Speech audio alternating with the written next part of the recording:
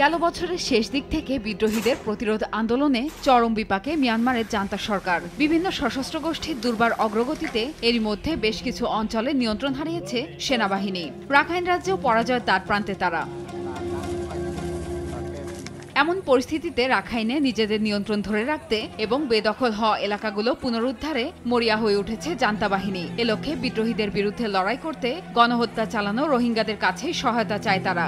সম্প্রতি অঞ্চলটির মুসলিমদের সেনাবাহিনীতে যোগ দেওয়ার নির্দেশ দেয় জান্তা বাহিনী। এতে রাজি না হয় জোরপূর্বক 4000-এর বেশি তরুণকে তুলে নিয়ে যাওয়ার অভিযোগও উঠেছে তাদের বিরুদ্ধে। ভয়ভীতি প্রদর্শন এবং তুলে নিয়ে যাওয়ার পরও আশানুরূপ ফল না পাওয়ায় এবার নতুন কৌশলের আশ্রয় নিয়েছে জান্তারা। সেনাবাহিনীতে যোগ না দিলে আন্তর্জাতিক ত্রাণ সহায়তা বন্ধ করে দেওয়ার হুমকি দিয়েছে তারা। একই সঙ্গে সিত্তে শহরের মুসলিম জনগোষ্ঠীকে অবিলম্বে সামরিক বাহিনীতে যোগ দেওয়ার নির্দেশও দেওয়া হয়েছে। আদেশ অমান্য করলে 50,000 কিয়ের জরিমানাও করছে তারা। 1, 2, 3 ঢাকায় জমি জিতে নিন 100% ক্যাশব্যাক সহ 20 কোটি টাকার পুরস্কার।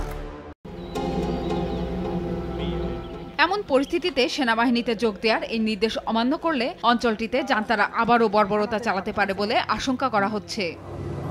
প্রিয়াঙ্কা চক্রবর্তী, সময় সংবাদ।